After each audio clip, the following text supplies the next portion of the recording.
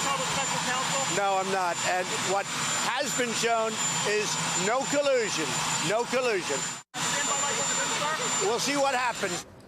The Russia probe is entering a new chapter now that Trump's former national security advisor Michael Flynn has pleaded guilty to making false statements to the FBI and agreed to cooperate with special counsel Robert Mueller. While lying to the FBI is a significant charge, it's what he lied to the FBI about that could have far-reaching consequences for the White House. According to Mueller, Flynn made calls to the Russian ambassador during the transition, asking the Russians to defeat or delay a UN Security Council resolution condemning Israeli settlements. And Flynn wasn't working alone. He was directed to lobby Russia by a high-level transition official. Sources tell NBC that that's none other than Trump's son-in-law, Jared Kushner.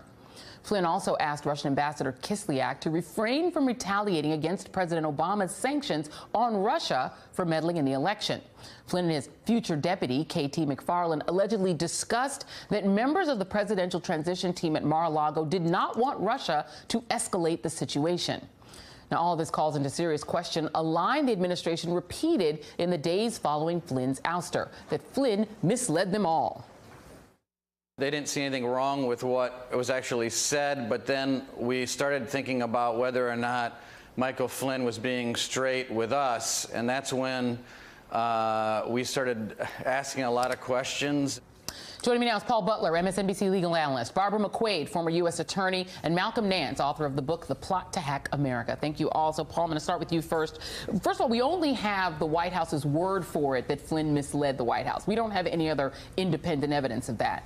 But so let's set that aside for a moment, whether he was truthful with the White House. But if Michael Flynn was essentially conducting foreign policy for the incoming administration while there was still a sitting president, could that violate the Logan Act? For those who are not aware of it, it's any citizen of the United States, wherever he may be, without authority of the United States directly or indirectly commences or carries on any correspondence or intercourse with a foreign government or other officer or agent thereof with intent to influence the measures or conduct of any foreign government or any officer or agent thereof in retaliation to any disputes or controversies with the United States or to defeat the measures of the United States shall be fined under the title or imprisoned not more than 3 years or both. Can you explain that in lay terms and tell me how often that's ever prosecuted? So the idea is that the president of the United States is the person who represents the country before other nations. And so it's a federal crime for a private citizen to pretend that he's got the authority of the president.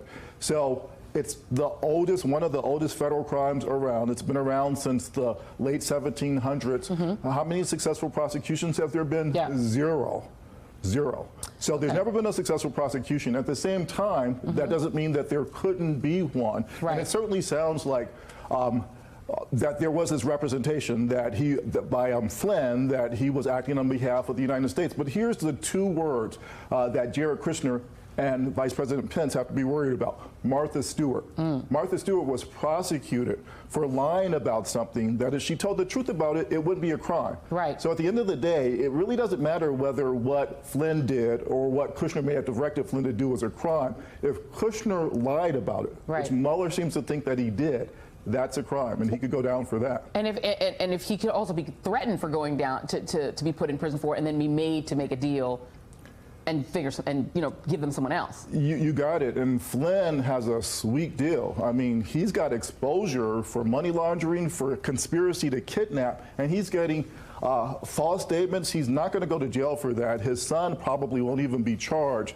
They only make a deal like that if the prosecutor thinks that he can get someone higher up on the chain. And so what Mueller told Flynn is, there are people who I want to put in prison even more than I want to put your lying butt in prison. If you give us the goods on them, then you get a break. Absolutely. All right, so let's walk back into it, Barbara, just a little bit on who could be in jeopardy, because there's the smaller people down the chain, and then we're going to get in a minute to Jared Kushner. But Sean Spicer, this is what Sean Spicer said on December 28th, and this was regarding what was happening on the call. This is once we learned that Michael Flynn was talking to Ambassador Kislyak, and here is what Sean Spicer said happened on that call and the subsequent conversations with McFarland. Take a listen. The ambassador texted him back, wishing him a Merry Christmas as well, and then subsequently on the 28th of December, texted him and said, "I'd like to give you a call, may I?" He then took that call on the 28th, and the call centered around the logistics of setting up a call with the president of Russia and the president-elect after he was sworn in. So, Barbara, that sounds all very benign, but one would hope that when he was in front of the FBI, if he ever gets questioned by them, that Sean Spicer will tell the truth, if that's not the truth. Let's look at the timeline just for a moment. Michael Flynn talks to the Russian ambassador about this Israeli settlement vote on December 22nd. On the 29th, President Obama revealed that we were instituting these new sanctions. On that same day, Flynn then speaks with the Russian ambassador again about those sanctions. He then makes false statements to the FBI on January 24th. Then Sally Yates, 2 days later, warns the White House Flynn has been compromised. Obviously, they've taped those calls with the ambassador. And then Flynn tells Trump, a day after that, tells Comey that I need loyalty. Trump then fires Yates 3 days after that. And it just goes on from there. The Washington Post then outs the fact that Flynn could be subject to blackmail, and he resigns on February 13th. The day after that, Donald Trump tells Comey, I hope you can let this go, and et cetera, et cetera, et cetera. So, Barbara, if you are Mueller right now, who are you looking at questioning next to further, I guess, move your way up the chain from Michael Flynn?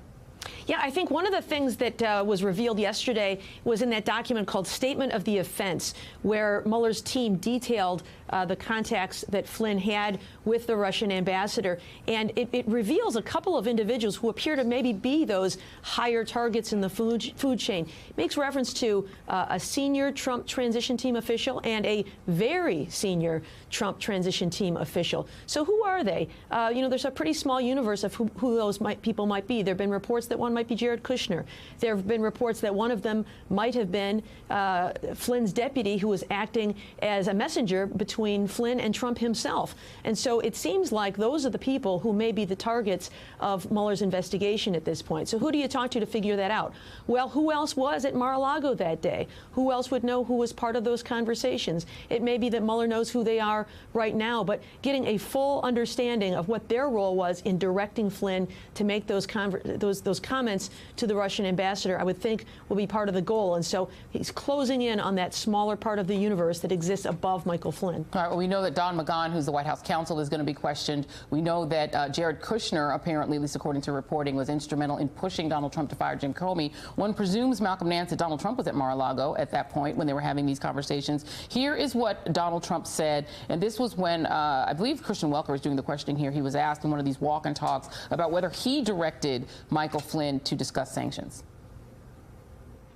Did you direct Mike Flynn to discuss sanctions with the Russian ambassador prior to your inauguration? No, I didn't. And would you have fired him if the information hadn't leaked out? No, I fired him because of what he said to Mike Pence. Very simple. Mike was doing his job. He was calling countries and his counterparts. So it certainly would have been okay with me if he did it. I would have directed him to do it if I thought he wasn't doing it. Malcolm, would it be credible to you if the buck stopped with Jared Kushner rather than Donald Trump in terms of directing Mike Flynn, or at least approving the idea of him having these conversations with Russians in December after the election? No, it would be absolutely incredible if it stopped with Jared Kushner. Look, Michael Flynn was companion to Donald Trump almost from the very beginning of this campaign. He had unlimited access. And apart from not being a married relative of Donald Trump, he was one of the most senior people there. So who in the transition was above him that would have been in a position to give him orders in order to do anything? It's quite possible Jared Kushner was one, and we saw that with reference to the the resolution against Israel, and where they called Russia and told them not to take action.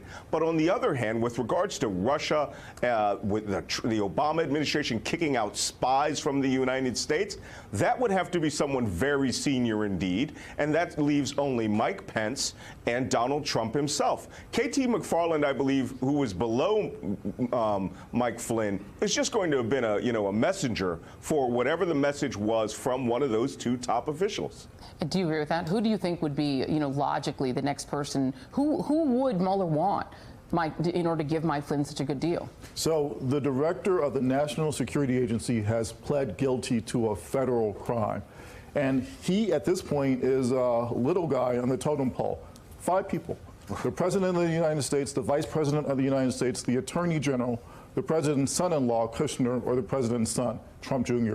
Those are the only people, I think, who it's logical to think are next in the sight of the special counsel Mueller. Wow. Well, we shall see. Paul Butler will be back in our next hour. Thank you so much to Barbara McQuaid and Malcolm Nance. And up next, Trump versus reality. Stay with us.